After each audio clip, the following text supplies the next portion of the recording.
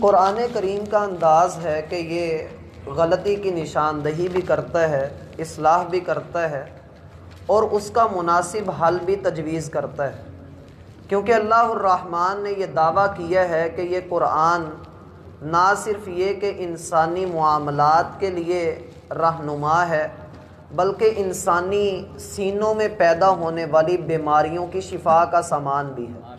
اس لیے وَهُدًى وَرَحْمَةً لِّلْمُؤْمِنِينَ یہ ہدایت بھی ہے اور مومنوں کے حق میں رحمت بھی ہے۔ ہاں، وہ لوگ جو اس کے برعکس کام کرتے ہیں، اس سے روگردانی کرتے ہیں، اس سے انحراف کرتے ہیں، تو دنیا میں ان کو موقع دیا جاتا ہے۔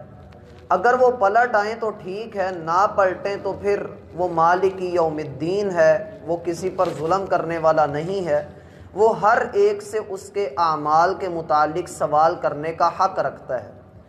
اس لیے اللہ سبحانہ و تعالی نے پورے قرآن کے اندر زیادہ تر جن چیزوں کے اوپر بحث فرمائی ہے، جن عقیدوں کی بنیاد پر بحث فرمائی ہے، وہ 3 عقیدے ہیں۔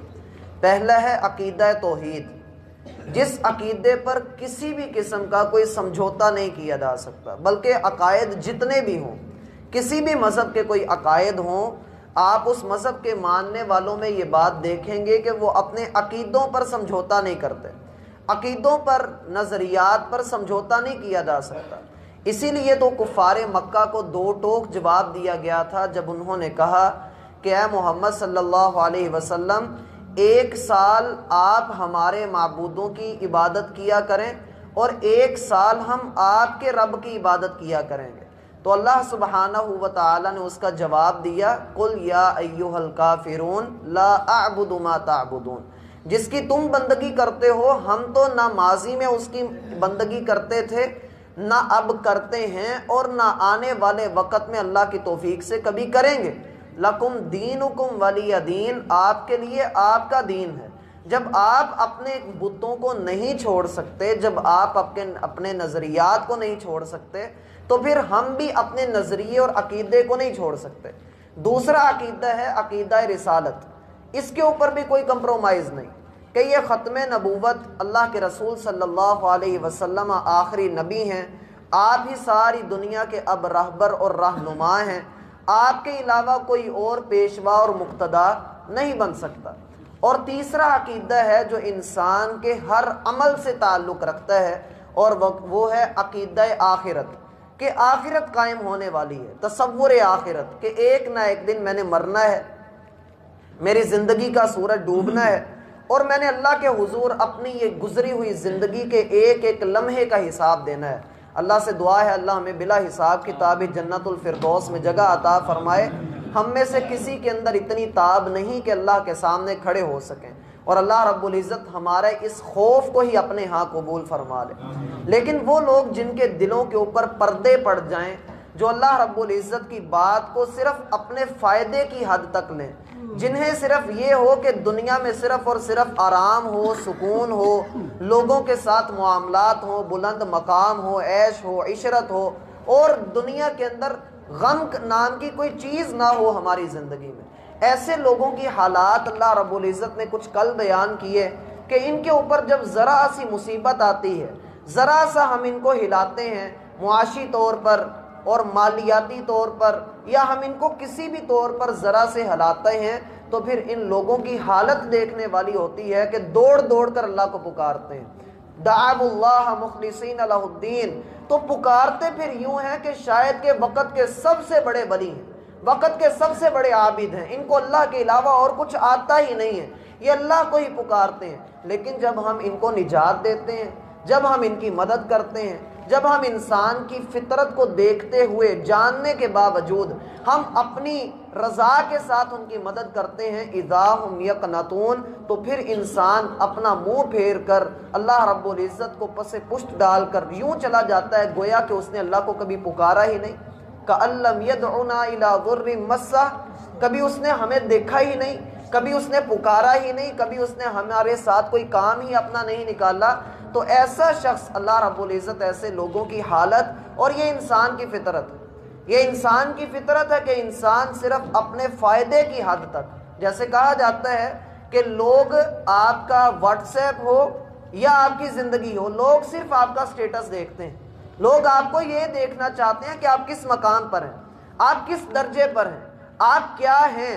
اگر آپ کے اندر کچھ گن ہیں، آپ کے پاس مال موجود ہے، آپ کے پاس عزت موجود ہے، آپ کے پاس کوئی سیٹ موجود ہے، تو لوگ آپ کو سلام کریں گے. اور اگر آپ کے پاس کچھ بھی نہیں ہے تو پھر اس کا مطلب یہ ہے کہ لوگ آپ کی کوئی قدر نہ کریں گے. جیسے کہ رسول اللہ صلی اللہ علیہ وسلم کو یہی تو تانا دیا جاتا تھا. ابھی آپ بچپن میں ہی تھے، چھوٹے ہی تھے، شیر خوارگی کی عمر تھی کہ دائیاں جو لینے کے لیے آئیں تو سب نے یہ کہہ کر چھوڑ دیا کہ ایک یتیم بچہ ہم لے کر جائیں جس کا باپ ہی موجود نہیں، اس کا دادا ہمیں کیا دے گا، اس کے چاچے ہمیں کیا دیں گے. تو سیدہ حلیمہ سعدیہ انہوں نے کہا کہ چلو میں لے جاتی ہوں، ہو سکتا ہے اللہ اسی میں برکت ڈال دے. اور جب آپ بڑے ہوئے تو اس وقت بھی آپ کو یہی تانا دیا جاتا تھا کہ باپ تو تیرا ہے نہیں ہے، تو اپنا جو ہے یہ لا الہ الا اللہ لا الہ الا اللہ کی رٹ لگائے بیٹھا ہے. اگر تیرے اوپر کوئی جادو ہو گیا ہے، کوئی جن آ گیا ہے تو ہم تیرا علاج کروا دیتے ہیں. اگر کسی عورت پر دل آ گیا تو تجھے وہ عورت دے دیتے ہیں. تو سردار بننا چاہتا ہے، ہم تجھے سردار بنا لیتے ہیں. اور انہوں نے یہ بھی کہا کہ مالی حاضر رسول یاکل الطعام ویمشی فی الاسواق، یہ کیسا رسول ہے، ہماری طرح ہی کھاتا پیتا بھی ہے، بازاروں میں بھی چلتا ہے، اٹھک بیٹھک بھی ہمارے ساتھ ہے، تو یہ کیسے رسول ہو گیا. تو اللہ رب العزت فرماتے ہیں اے محمد صلی اللہ علیہ وسلم، یہ صرف آپ کو ایسا نہیں کہتے، آپ سے پہلے جو انبیاء کرام گزرے انہوں نے ان کو بھی یہی کہا تھا. انبیاء کرام کو بھی یہی باتیں سننا پڑی کہ ساحر او مجنون، یا تو یہ موسیٰ جادوگر ہے یا یہ دیوانہ ہے. اللہ فرماتے ہیں اتا واسو بھی، کیا یہ وصیت کر کے جاتے تھے کہ ایسے کہنا؟ نہیں. ہم قوم طاغون، یہ سرکشی میں بڑے ہوئے لوگ ہیں. اللہ رب العزت پھر یہ بات ارشاد فرماتے ہیں کہ دیکھو رسالت کو انہوں نے نہیں مانا، توحید کو یہ نہیں مانتے، آخرت کو یہ تسلیم نہیں کرتے. اب ان کی حالت کو دیکھو کہ جب کبھی کوئی مصیبت آ جاتی ہے تو پھر بھاگتے ہیں اللہ کو پکارنے کے لیے. اب ایک دوسری حالت اللہ بیان کرتے ہیں کہ اذا اذقنا الناس رحمہ فرحوا بها، جب ہم انسان کے اوپر کوئی اپنا کرم کرتے ہیں، کوئی عنایت کرتے ہیں، کوئی نعمت اس کو دیتے ہیں، کوئی رحمت اس کے اوپر نچھاور کی جاتی ہے تو یہ بڑا راضی رہتا ہے، بڑا خوش رہتا ہے کہ دیکھو جی اللہ رب العزت نے بڑی فراوانیاں کر دیں. اور بسا اوقات تو لوگ یہ جملہ کہنا بھی گوارا نہیں کرتے. بہت کم لوگ ہوتے ہیں جو یہ بات کہتے ہیں کہ اللہ نے ہم پر مہربانی کی، بلکہ انسان کیا کہتا ہے جو عام طور پہ ہماری فطرت ہے کہ دیکھو میری محنت کا پھل مجھے مل گیا. اللہ کے بندے، تیری محنت، تجھے توانائی، صلاحیت، تجھے خون پسینے کی کمائی، یہ خون پسینہ کس نے دیا تھا؟ اللہ ہی نے تو دیا تھا. تجھے جو صلاحیت اور توانائی دی، تجھے آنکھیں کھلی رکھنے کی توفیق دی، تجھے کام کرنے کی ہمت اور طاقت دی، وہ بھی اللہ نے ہی دی ہے. تو اللہ کے نام کر اپنی اس کوشش کو، اپنے اس انعام کو اللہ کے نام کر دے. لیکن لوگ اپنے نام کر لیتے ہیں. اور اگر کوئی بہت زیادہ بھی نیچے گرے اور اپنے آپ کو اللہ کے سامنے تذلل کا اظہار کروائے اور یہ کہے کہ جی میں اللہ کے لیے کرتا ہوں، تو وہ اس چیز کو اٹھا کر کسی بابے کے نام کر دیتا ہے، کسی ولی اور فقیر کے نام کر دیتا ہے کہ بابا جی آپ کی دعا سے آپ کے دربار پر، آپ کے مزار پر کوئی چڑھاوا چڑھایا تھا، لنگر دیا تھا، دیگ چڑھائی تھی، بکرا دیا تھا، یہ کام کیا تھا، تو پھر میری بگڑی ہوئی جو ہے وہ پار لگی ہے، پھر میری مشکل کشائی ہوئی ہے، پھر حاجت روائی ہوئی ہے، پھر شنوائی ہوئی ہے، پھر ہی میرا کاروبار چلا ہے. اگر میں نہ کرتا تو پتہ نہیں میرا کیا ہوتا، میں تو ڈوب جاتا. اور لوگوں نے ایسے کام کیے. اللہ فرماتے ہیں کہ جب ہم ان کے اوپر پھر ذرا سے حالات کو ٹائٹ کرتے ہیں، ذرا سی ان کے اوپر مصیبت آتی ہے، بما قدمت ایدیہم، لیکن کس وجہ سے آتی ہے؟ ان کے اپنے کرتوتوں کی وجہ سے آتی ہے. جو حرکتیں یہ کرتے ہیں اس وجہ سے ان کے اوپر کوئی مصیبت آتی ہے. اور ایک شخص ایک عالم کے پاس آیا اور آ کر کہنے لگا کہ حضرت مجھے دم کریں، میرے بازو سے درد نہیں جاتا. انہوں نے دم کیا اور کہا کہ بھائی آپ اپنی محاسبہ بھی کریں، ہو سکتا ہے کہ آپ سے کہیں کوئی گناہ ہو گیا ہو جس کی وجہ سے آپ کے بازو میں درد ہو. جیسے ہم اکثر دیکھتے ہیں اپنے معاشرے کے اندر کہ گاڑی خراب ہو گئی ہے تو ہم کہتے ہیں نظر لگی ہے، بیٹا بیمار ہو گیا تو ہم کہتے ہیں نظر لگی ہے، کاروبار کے اندر کوئی خرابی آ رہی ہے، کاروبار ٹھپ ہو رہا ہے تو ہم کہتے ہیں نظر لگی ہے، کسی نے جادو کروا دیا، کوئی شریکہ جو ہے وہ ہمارے خلاف ہو گیا. ہم اس طرح کی باتیں کرتے ہوئے نظر آتے ہیں، لیکن ہم اپنے محاسبے نہیں کرتے جو کہ ہونے چاہیے. انسان کے نظر اتنی عام نہیں ہوتی یہ نظر کے بندے کو ایویں ہی لگ جائے، اور جن اتنے فارغ نہیں بیٹھے ہوئے کہ وہ آ کے بندے کو چمٹ جائیں، یہ بڑے دیر کے کام ہوتے ہیں۔ بندہ بلا وجہ ہی اپنے اوپر وسوسہ سوار کر لے، مجھے جن چمٹ گئے ہیں، میں نظر لگ گئی ہے، یہ ہو گیا وہ ہو گیا، ایسا اتنی جلدی نہیں ہوتا، یہ بڑی دیر کے کام ہوتے ہیں، ان کے لیے بڑی محنت چاہیے، جو کرواتا ہے اس کو محنت چاہیے کہ کرنے کے لیے۔ اب ہوتا کیا ہے، وہ بندہ کہتا ہے میں نے اسے کہا کہ بھائی آپ اپنا محاسبہ کریں، تو اگلے دن وہ پھر آ گیا، کہنے لگا بھائی درد نہیں جا رہا، آپ میرا جو ہے وہ دم کریں مجھے۔ کہتا ہے میں نے اسے کہا کہ آپ کا کاروبار کیا ہے، کرتے کیا ہو؟ کہنے لگا میری بہت بڑی کمپنی ہے، میرے فلاں جگہ پر میرا بنگلہ ہے، فلاں پر میری اتنی پراپرٹی ہے، فلاں جگہ پر میری گاڑیاں چلتی ہیں، بڑی اس نے لمبی چوڑی اپنی جو ہے وہ فہرست گنوائی۔ تو کہنے لگا بھائی جان آپ ذرا نا اپنے کھاتے نکلوا کر دیکھیں، ہو سکتا ہے اس میں کوئی آپ سے 2 نمبری ہو گئی ہو، کوئی گناہ کا کام ہو گیا ہو، تو آپ ذرا نا اس کی طرف توجہ کریں۔ وہ کہنے لگا کہ ٹھیک ہے کہ میں توجہ کرتا ہوں، لیکن تم یہ جو مجھے کہہ رہے ہو نا، میں ایسا نہیں ہوں، میں تو حلال کا کھانے والا، میں بڑا بہترین آدمی، میں تو اللہ کی رضا کے لیے اتنی مسجدیں بنوانے والا، یہ کام کرنے والا۔ بڑی اس نے جو ہے وہ باتیں کی، اور کہتا وہ تو میرے گلے کو پڑ گیا۔ کہتا میں نے پھر بھی اسے کہا کہ بھائی جان آپ اپنی اصلاح کریں، میرا کام تھا آپ کو بتانا۔ کہتا اتنا کہا میں نے اور میں بھی چل دیا، وہ بھی اپنے رستے پر چل دیا۔ چند دن گزرے، میں بھی اس واقعے کو بھول گیا اور وہ بندہ بھی نہیں آیا۔ کہتا کوئی مہینے 2 مہینے کی بات ہے کہ میں مسجد سے عصر کی نماز ادا کر کے نکلا، تو مجھے میرے قریب سے ایک گاڑی گزری، اور اچانک وہ گاڑی رکی اور اس میں سے وہی بندہ اترا اور بھاگا آ کر میرے سینے سے لگ گیا، اور میرا ماتھا چوم رہا ہے، میری گردن پر بوسہ دے رہا اور کہہ رہا اللہ تجھے جزا دے، تو نے میری اصلاح کر دی، اللہ تجھے جزا دے، تو نے میری اصلاح کر دی۔ کہتا میں نے کہا کہ بھائی ہوا کیا ہے بتاؤ؟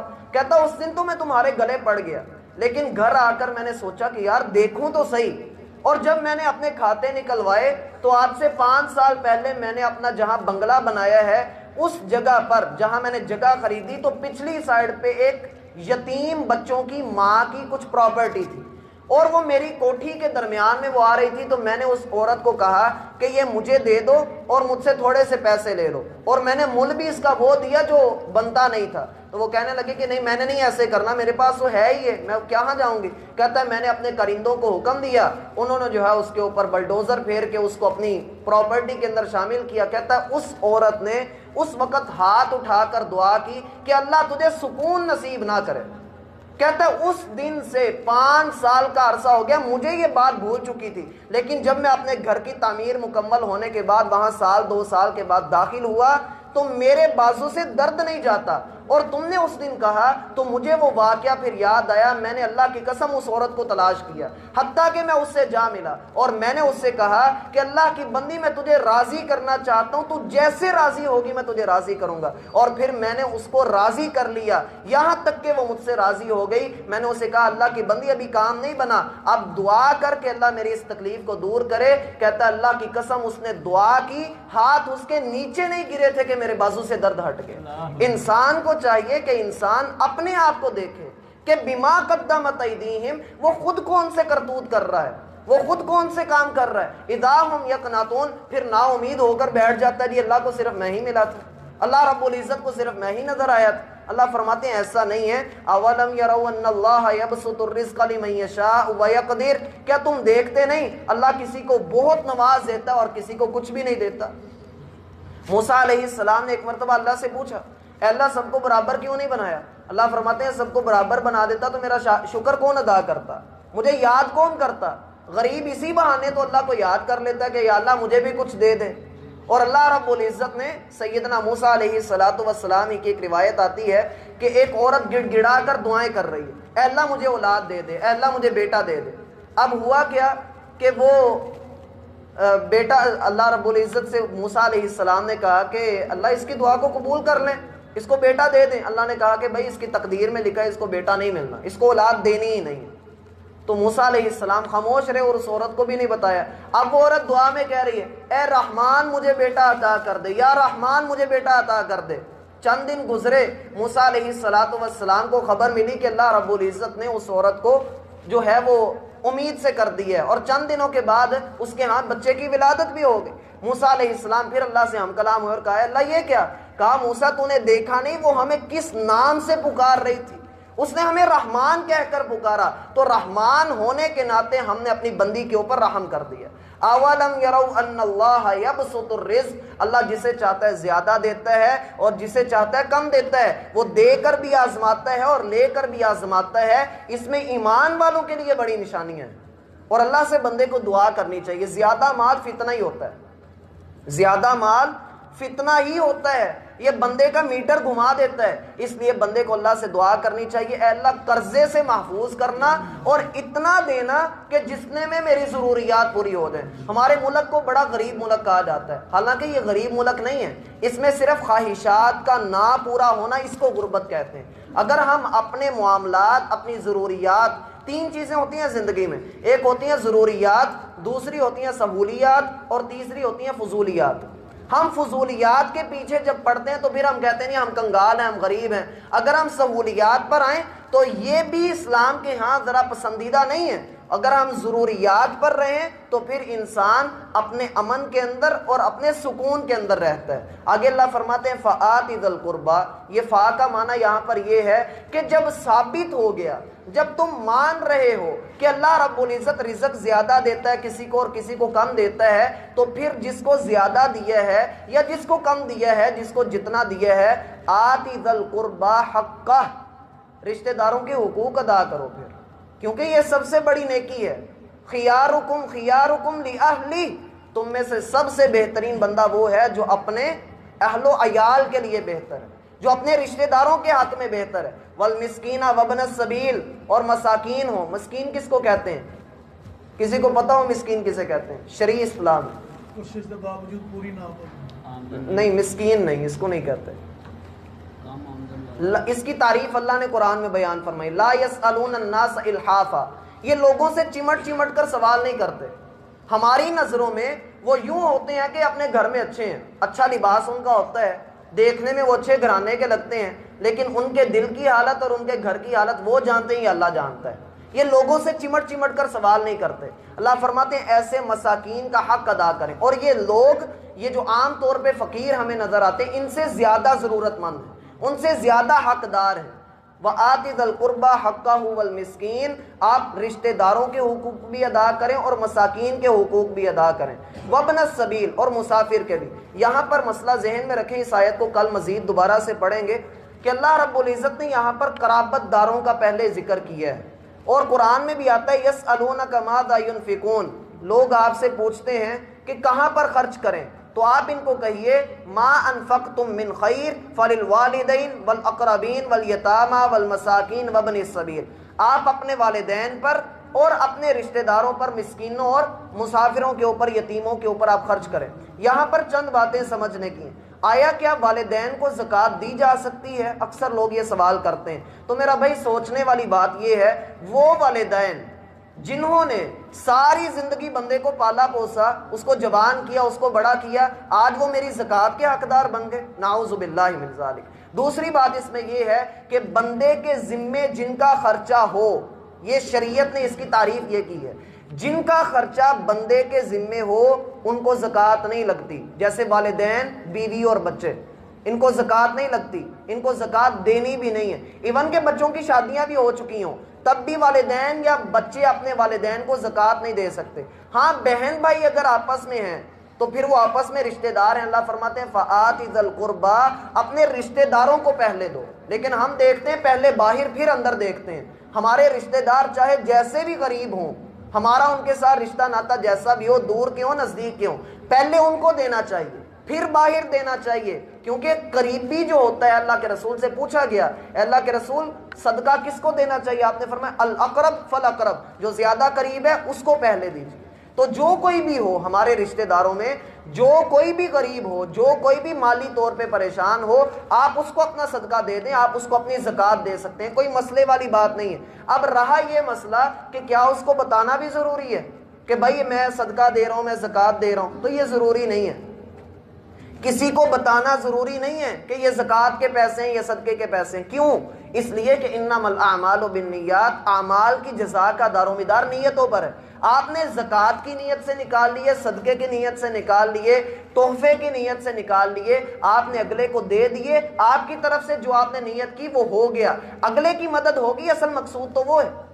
پھر اللہ رب العزت فرماتے ہیں والمسکین، مسکین کا حق، یعنی کہ آپ پھر دیکھیں کہ ایسا رشتہ دار، ایک تو رشتہ دار ہے اس کا حق تو ہے ہی، لیکن پھر رشتہ دار بھی ہو اور مسکین بھی ہو تو پھر اس کا دوہرا حق بن جاتا ہے۔